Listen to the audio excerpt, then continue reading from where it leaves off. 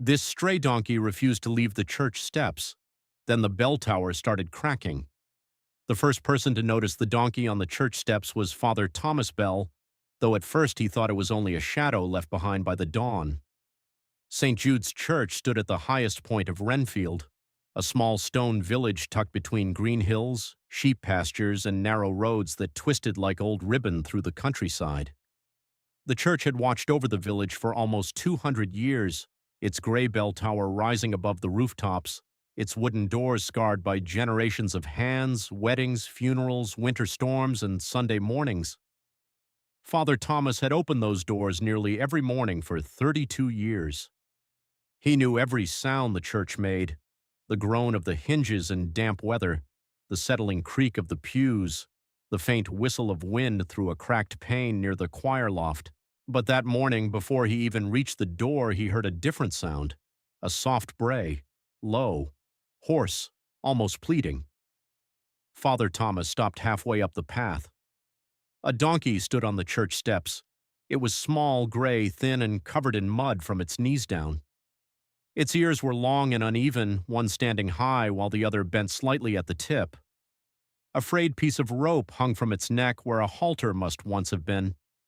Its coat was rough, its ribs faintly visible beneath winter-thick fur, and there was a pale scar across one shoulder. But it was not the donkey's condition that troubled Father Thomas most. It was where it stood, directly in front of the church doors, blocking them. The donkey looked at him with large dark eyes and did not move.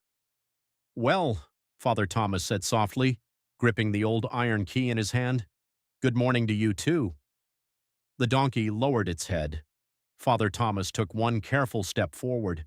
The donkey shifted sideways, placing its body more firmly between him and the doors. Father Thomas paused. He was 71, with silver hair, tired knees, and a heart that had grown both softer and heavier from years of carrying other people's grief. He had blessed newborn babies and held the hands of the dying. He had comforted families after fires, floods, accidents, and losses no words could fix. He had seen animals wander into the churchyard before, sheep, dogs, chickens, once even a calf during Easter service. But he had never seen an animal plant itself on the front steps with the stubborn solemnity of a guard. "Are you lost?" he asked. The donkey brayed again. Then it turned its head toward the bell tower. Father Thomas followed its gaze. The tower rose above them, dark against the pale morning sky. It looked as it always had, square, old, steady, with ivy clinging to one side and the bronze bell visible through the arched openings near the top. A few pigeons shifted along the ledge. Nothing appeared wrong. Still the donkey stared up at it, then back at Father Thomas, then at the tower again. A chill moved through the priest. He murmured. The donkey stamped one front hoof against the stone step. Father Thomas frowned. The morning service was due to begin in 40 minutes. Mrs. Hargreaves would arrive soon to arrange flowers. Old Mr. Doyle would come early to light a candle for his wife, as he had every Thursday for 9 years. The choir children had rehearsal after school. The church could not remain blocked by a stray donkey. Father Thomas tried moving to the left. The donkey moved left. He tried the right. The donkey moved right. He sighed. "You are very determined for someone without an appointment." The donkey leaned forward and nudged his coat gently, pushing him one step backward from the doors. Not hard, not aggressive, but unmistakably deliberate. Father Thomas looked down at the animal's muddy face. Then, above him, from somewhere high in the tower, came a faint sound. Crack. It was tiny, barely audible. A brittle sound like old wood shifting under weight. Father Thomas looked up sharply. The donkey brayed. Louder this time.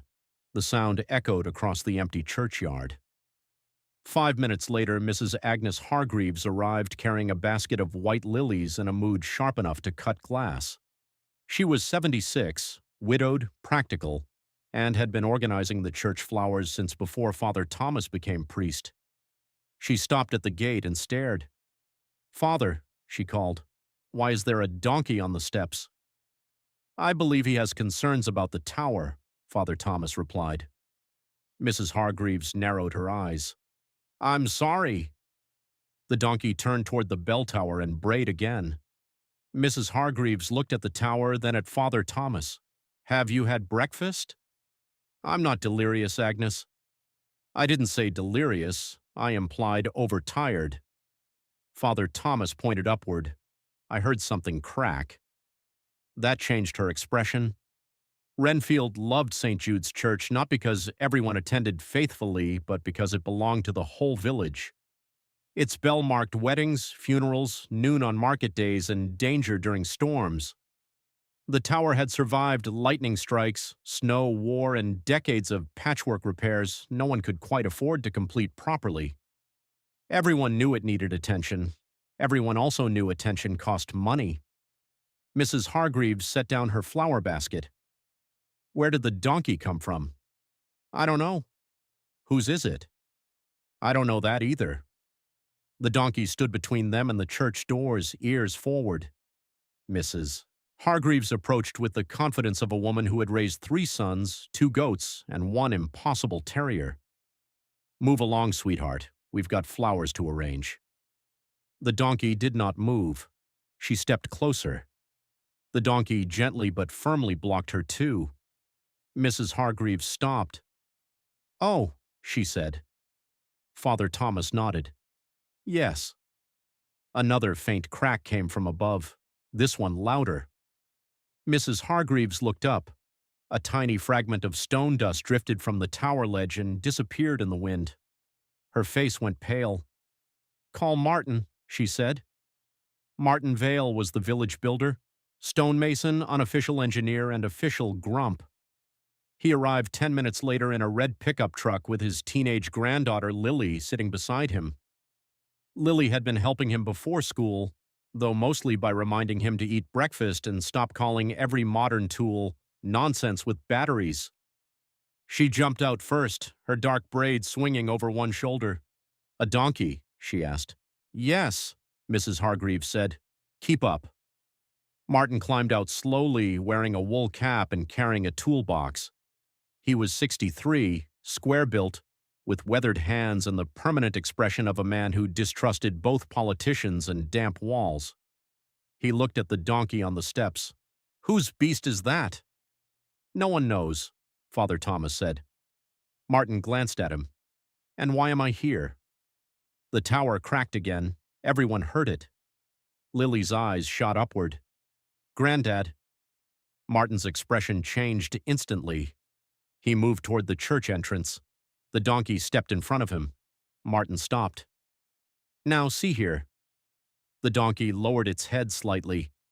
Lily grabbed Martin's sleeve. Granddad, don't. Martin looked at the donkey, then at the tower, then at the stone dust scattered near the steps. Fine, he muttered. I'll look from outside first. He walked around the churchyard, scanning the tower walls from different angles. Father Thomas, Mrs. Hargreaves, and Lily followed. The donkey followed too, but only as far as the front path. It would not leave the steps for long.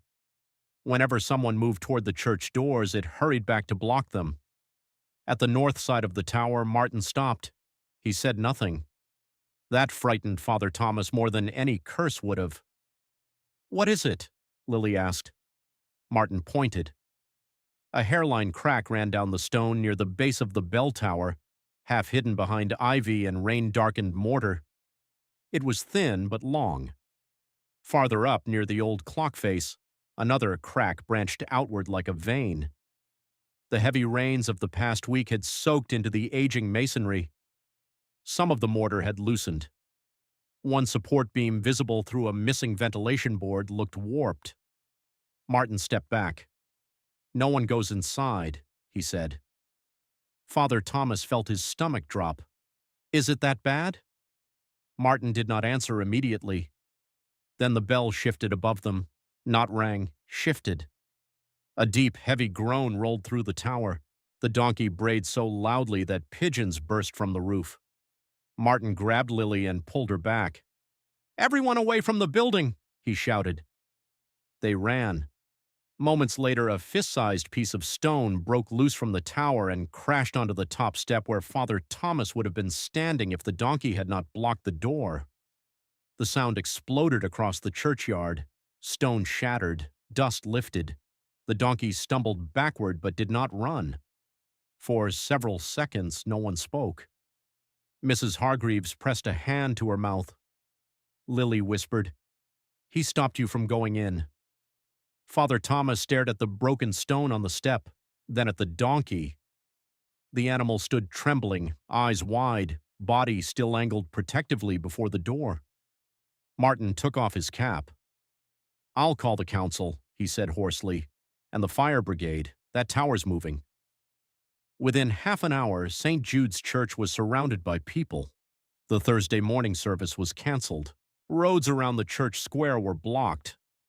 The fire brigade arrived from the next town with barriers and safety tape. Council officials came in high-visibility jackets, looking worried and important. Villagers gathered beyond the gate despite the rain beginning again, murmuring questions and staring at the tower. And through all of it, the donkey stayed on the steps. No one could get close enough to the doors without the animal blocking them. At first, this seemed merely strange. Then it became life-saving. At 8:23, the bell tower cracked again. This time, the sound was sharp and terrible, like a tree splitting under lightning. A long seam opened near the clock face. Several stones shifted outward. The old bell swung slightly inside the tower, and the wooden frame holding it gave a deep, tortured groan. "Back!" Martin shouted. "Everyone back!" Firefighters pushed the crowd farther away. Father Thomas stood near the gate with Mrs. Hargreaves' hands clasped tightly, watching the building he had loved for decades tremble in the rain. The donkey brayed from the steps, not fearfully, urgently. Then it turned and looked toward the side of the church, toward the old crypt entrance. Father Thomas frowned. The crypt. No one used it anymore. It sat beneath the older part of the church, sealed behind a wooden side door at ground level, used only for storage long ago and mostly forgotten except during inspections. The entrance was on the tower side of the building within the danger zone. The donkey left the steps for the first time. It walked toward the side path. Martin swore. "Someone stop it!" A firefighter moved to intercept, but the donkey dodged with surprising agility for such a tired animal. It reached the side of the church and stopped near the old crypt door. Then it began scratching at the ground. Father Thomas went cold. "Martin," he said. "No," Martin snapped immediately. "No one goes near that side." The donkey scraped the muddy ground again, then brayed toward them. From beyond the barriers, Lily suddenly shouted, "Listen!" Everyone fell quiet. At first, there was only rain. Then, from somewhere beneath the church came a faint sound, a bark, tiny, muffled, then another. Lily's face went white. "There's something inside." The donkey scratched harder. Father Thomas looked at Martin. The crypt. Martin's jaw tightened. The side door might be jammed, and that wall could come down. Another muffled bark came from below, then a small human cry, a child. The crowd went silent. Mrs. Hargreaves grabbed Father Thomas's arm. "Dear Lord," she whispered. Fire Chief Eliza Grant took control immediately. She was 48, calm under pressure, with a voice that made people obey before they realized they were doing it. She ordered everyone farther back and sent 2 firefighters to assess the crypt entrance from the safest angle. Martin went with them despite protests because he knew the building better than anyone alive. Father Thomas stood at the barrier, heart hammering. "Who could be in there?" Mrs. Hargreaves asked. No one answered. Then Lily gasped. "Tommy?" Father Thomas turned. "What?" Lily's eyes filled with fear. "Tommy Bellamy. He was walking his puppy near the church yesterday evening. I saw him by the old side path. He said his dog chased something." Tommy Bellamy was 6 years old. His family lived 2 streets away. His puppy, a brown spaniel named Pip, had been the talk of the village for weeks. Father Thomas felt the world tilt. No one reported him missing? Mrs. Hargreaves had already taken out her phone. His mother works nights. His grandmother was watching him. She called. The conversation lasted less than 30 seconds. When she hung up, her face was ashen. They thought he was asleep in his room. His bed was stuffed with blankets. Lily began crying. The muffled bark came again. The donkey brayed back. Firefighters reached the crypt door. The lower section was partly blocked by a small slide of mud and broken stone. The storm had loosened the ground near the side of the church, and the old door had shifted inward. It was possible Tommy had followed his puppy inside through a gap the previous evening, and then the door jammed behind him. With the tower beginning to fail, cracks had traveled down into the old foundation, trapping him below. The donkey must have found the entrance, or heard the puppy, or both. And when it could not open the door, it had gone to the front steps, to stop people entering the church, to bring help. Chief Grant shouted orders. "We need shoring, move fast, but no one goes under that wall until supports are placed. Get the air monitor. Martin, tell me if that stone shifts even a finger." Martin nodded, face grim. The donkey refused to leave the crypt door. A firefighter tried gently to pull it back with a rope looped loosely around its neck, but it planted its hooves and brayed, ears flat, eyes fixed on the door. Father Thomas stepped forward. Chief Grant stopped him with one look. "Father, behind the barrier. The donkey may come to me. The wall may come down on both of you." Another cry came from inside, small, terrified. "Help!" The word broke through the rain like a blade. The donkey surged toward the door again. Chief Grant looked at the animal, then at Father Thomas. "You have 30 seconds, she said. "Get him away, then you move back." Father Thomas crossed the wet grass slowly, ignoring the shouts from behind him. The tower loomed above, cracked and unstable. Rain ran down his face. His old knees shook, though whether from fear or age he could not tell. The donkey turned when he approached. "Come now," Father Thomas said softly. "You've done your work. Let them do theirs." The donkey stared at him. Its body trembled. From inside the crypt, the puppy barked again. The donkey answered with a low bray and pressed its head against Father Thomas's chest. He placed one hand on the animal's muddy neck. "You found them," he whispered. "You found them."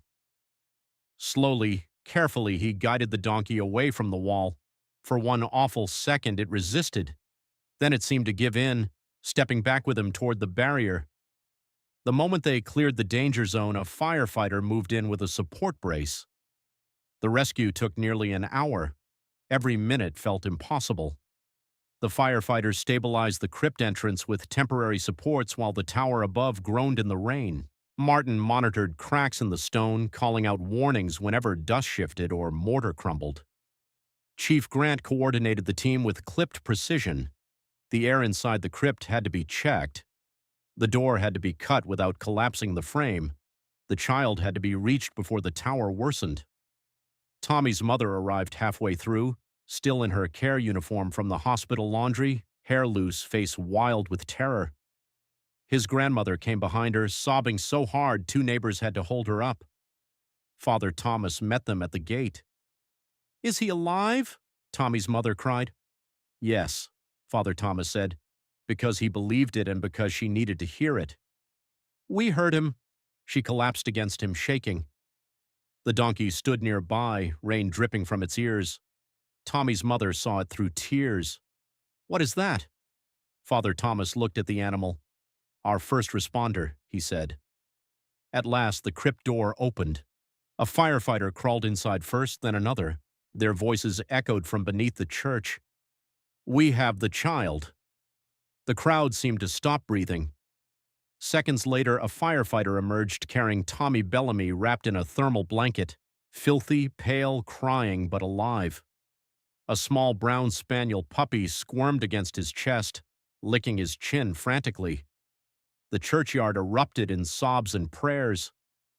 Tommy's mother ran to him as paramedics took him to the ambulance. He reached for her with one hand while clinging to the puppy with the other. "I'm sorry," he cried.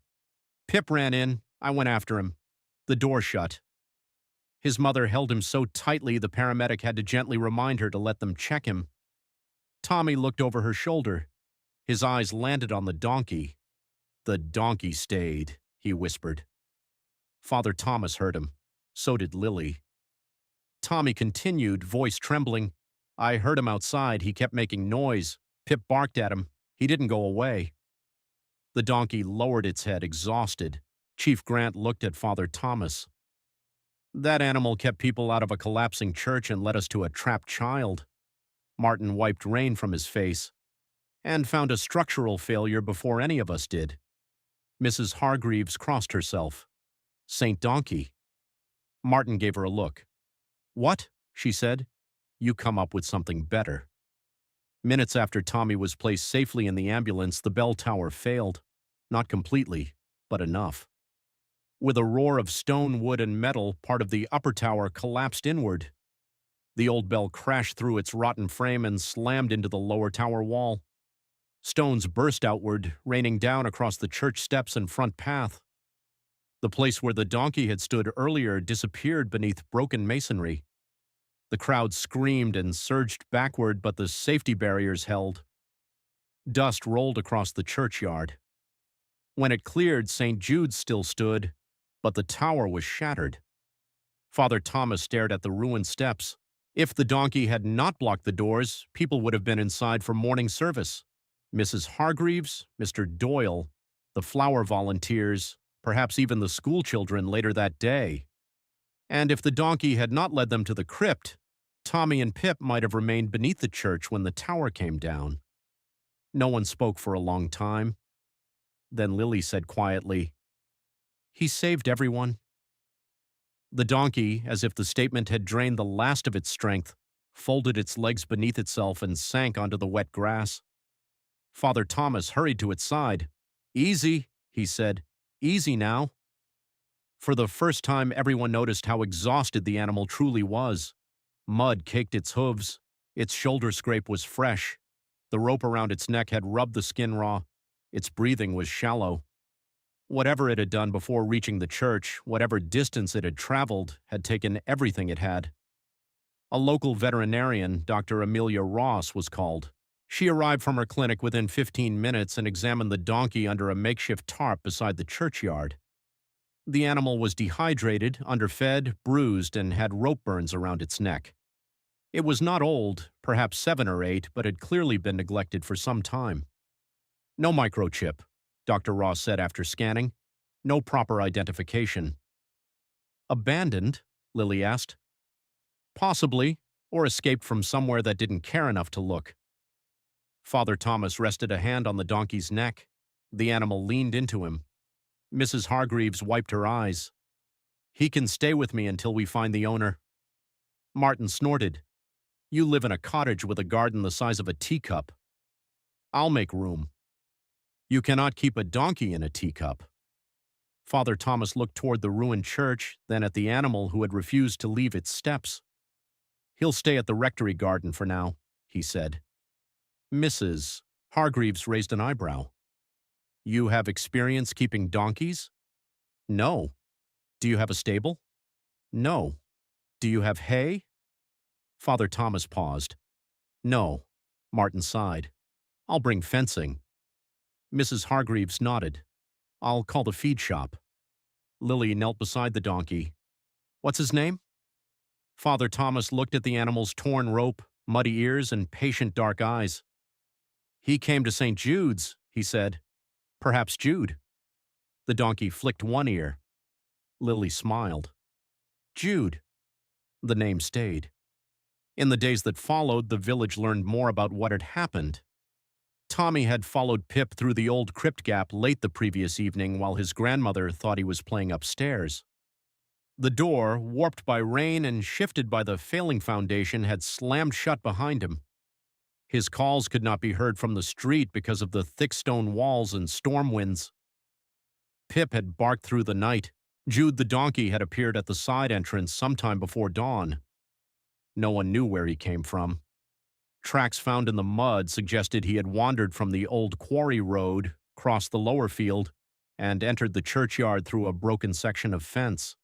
He may have heard the puppy barking, he may have sensed movement beneath the church, he may have simply sought shelter and then discovered the trapped child. But everyone agreed on what happened next. He stayed. When he could not reach Tommy through the crypt door, he went to the front steps. When Father Thomas tried to enter the church, Jude blocked him. When others arrived, he blocked them too. When the tower began cracking, Jude remained in danger until the humans finally understood. The story spread far beyond Renfield. Reporters came. Headlines called Jude the miracle donkey of St. Jude's. Father Thomas disliked the fuss, but he agreed to speak publicly if it helped raise money to repair the church and support animal rescue. Dr. Ross used Jude's case to highlight neglect and abandonment.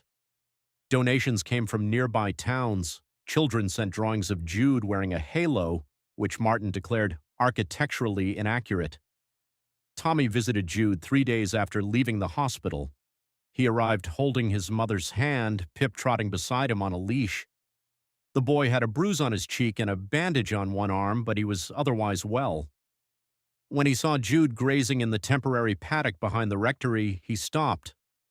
"Hi," Tommy said shyly. Jude lifted his head. Pip barked once. Jude brayed softly. Tommy smiled. Father Thomas opened the gate and led Jude closer. "Would you like to give him this?" he asked, handing Tommy a carrot. Tommy held it out with both hands. Jude took it gently. "You saved us," Tommy whispered. Jude chewed. Pip wagged his tail. Tommy's mother began crying again, which she did often in those weeks, sometimes from fear, sometimes from gratitude, sometimes because the world had nearly taken her child and then returned him through a chain of impossible mercy. She looked at Father Thomas. "I don't know how to thank him." Father Thomas smiled. "Carrots seem appreciated." She laughed through tears. Jude became part of the village after that, not officially at first. There were notices posted, calls made, inquiries sent to nearby farms and markets. No one claimed him, or if someone recognized him, they chose silence. After 30 days with the proper paperwork completed, Jude became the responsibility of St. Jude's Church. Technically, the church did not need a donkey. Practically, everyone knew it did. Martin built a proper shelter in the rectory garden, complaining every moment and making it sturdy enough to survive a century. Mrs. Hargreaves organized a feeding schedule. Lily came after school to brush Jude and read aloud to him, insisting he preferred adventure stories. Tommy visited every Saturday with Pip. Father Thomas found that Jude liked standing near the churchyard gate during morning prayers, greeting villagers with a solemn stare that made everyone behave slightly better. The damaged church remained closed for months. Services moved to the village hall. Weddings were postponed or relocated. The bell lay cracked and silent in the ruined tower base, waiting for experts to decide whether it could be repaired. At first, the village grieved the loss of its familiar sound. No bell at noon, no bell for funerals, no bell calling people together. Then one day, Father Thomas noticed something. At noon, Jude brayed, not always exactly on time, but close enough. Mrs. Hargreaves declared it undignified. Then she admitted it was useful.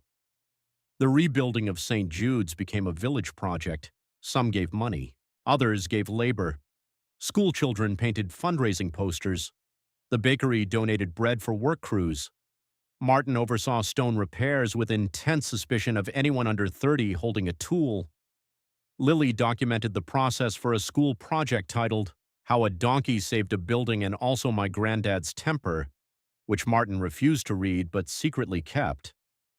During the restoration, inspectors discovered the tower had been far more dangerous than anyone realized.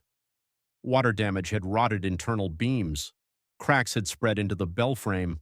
A collapse during a service might have killed dozens. The council official who delivered the report looked at Father Thomas and said, "You were very fortunate." Father Thomas looked out the window at Jude standing in the rectory garden, ears turning toward the sound of children laughing near the fence. "Yes," he said, "we were." A year later, St. Jude's reopened. The repaired tower stood strong, though slightly different, with new stone carefully blended into old.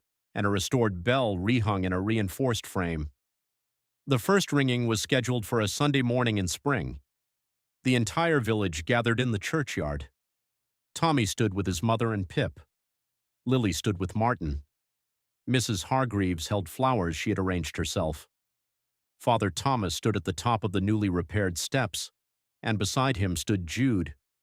Clean, healthy, brushed until his gray coat shone, wearing a simple blue halter and looking deeply unimpressed by the crowd. Father Thomas raised one hand. The bell rang, clear, deep, alive. The sound rolled across the village, over rooftops, gardens, fields, and hills. People cried openly. Then Jude brayed, loudly, at the exact wrong moment. The churchyard burst into laughter. Father Thomas laughed too, harder than he had in years. The story of Jude remained in Renfield long after the news vans left. Parents told children not to ignore animals acting strangely. The school started an animal welfare club. Dr. Ross organized checks for working animals in nearby rural areas. The church kept a donation box for rescue cases. The old crypt entrance was sealed safely and marked with a small plaque explaining what had happened there. Tommy grew older, but he never stopped visiting Jude. He told everyone that Pip had found the crypt, but Jude had found the people. Lily eventually studied architecture and conservation, saying she wanted to preserve old buildings before donkeys had to intervene. Martin pretended not to be proud and failed completely. Father Thomas aged too. His steps slowed, his hair turned fully white. But every morning he still walked to the church, unlocked the doors, and paused near the repaired threshold where broken stone had once fallen. Jude often walked with him. Sometimes the donkey would stop at the steps and look up at the tower. Father Thomas would follow his gaze. The bell tower stood steady, no cracks, no groans, only stone, sky, and the memory of warning. "Nothing today?" Father Thomas would ask. Jude would flick an ear. "Good," Father Thomas would say. Years later, when people asked Father Thomas whether he believed Jude had understood the danger, he answered carefully. "I don't know what Jude understood," he would say. "I know what he did. He heard what we did not hear. He stood where we should not pass. He led us where a child needed help. That is enough understanding for me." Then he would add, with a smile, "And he has been a better assistant than several church wardens I could mention." Mrs. Hargreaves always pretended not to hear that. When Jude finally became too old to stand long at the gate, the village children took turns visiting him in the rectory garden. Tommy, nearly grown by then, sat beside him often with Pip's successor, another spaniel who respected Jude from a distance. On Jude's last spring, the restored bell rang each evening as usual, and Jude lifted his head every time, ears turning toward the sound as if checking that the tower he had once guarded still held. He died peacefully in the rectory garden beneath an apple tree Martin and Lily had planted for him years before. The village buried him near the churchyard wall just outside the consecrated ground, but close enough that Father Thomas joked Jude could continue supervising arrivals. A small carved stone marked the place, Jude. He stood at the door and made us listen. On the anniversary of the rescue, the bell rang once for him. Then, as if the whole village remembered together, the children brayed. Mrs. Hargreaves was scandalized. Father Thomas laughed until he cried. And every time the bell sounded over Renfield after that, people remembered the morning a stray donkey stood on the church steps and refused to move. They remembered how irritation became curiosity, how curiosity became alarm, and how one stubborn animal's warning saved a priest, a congregation, a little boy, a puppy, and perhaps the heart of an entire village. So before we go, remember this. Sometimes the thing blocking your way is not an obstacle. Sometimes it is mercy in a form you do not recognize. A muddy, stray donkey stood before a church door and would not let anyone pass. Minutes later, the bell tower began to crack, and beneath the old stones, a child's voice was waiting to be heard. Jude did not speak. He did not explain. He simply stood firm until humans understood. And because they finally listened, lives were saved before the tower fell.